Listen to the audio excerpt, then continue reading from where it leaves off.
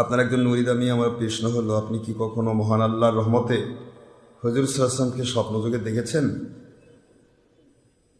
আর যদি দেখেন তবে আপনার কোন আমলের কারণে দেখেছেন? আল্লাহর রাস্তে বলবেন। নাম দেননি, আমি রাসূল পাক সাল্লাল্লাহু আলাইহি ওয়াসাল্লামকে দেখছি কিনা এটা তো নতুন করে শোনার কিছু নেই। কতবার দেখেছি তো আমি হিসাব দেব না। হুজুর পাক সাল্লাল্লাহু আলাইহি সাল্লামকে দেখা এটা আল্লাহ প্রদত্ত একটা নিয়ামত। এটা আল্লাহ পাক যদি কবুল করেন তারা প্রায় দেখেন। এখন কেউ যদি বলে ভাই আপনি দিনে কয়বার ভাত খাইছেন, এটা কি সম্ভব? এখন যারা আল্লাহর হাবিবকে দেখে তারা প্রায় দেখে। এখন কয়দিনের কথা বলবে যে আমি অমুক দেখছি?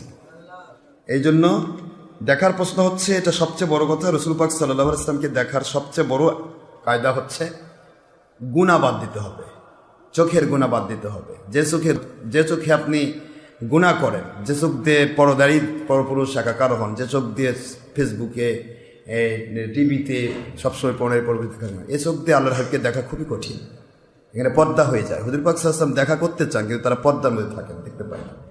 এই জন্য গুনাহ প্রথম কথা হলো চোখের পর্দা ছেড়ে ফেলে দিতে হবে। দ্বিতীয় কথা হলো বেশি বেশি দরুদ শরীফ পড়তে হবে। যে যত বেশি দরুদ শরীফ পড়বে তার সাথে তত বেশি হুজুর পাক সাল্লাল্লাহু আলাইহি ওয়াসাল্লাম কানেকশন হবে। এবং নবীজির পক্ষে থাকতে হবে। বাতিল ফেরকাগুলো যে নবীর বিরুদ্ধে বলে তাদেরকে 22 তালাক দেওয়া লাগবে। একবার তালাক, একবার নবীর পক্ষে থাকতে হবে। নবী পাক সাল্লাল্লাহু আলাইহি ওয়াসাল্লামের শানের পক্ষে থাকতে হবে। ইনশাআল্লাহ সে নবীকে দেখবেই।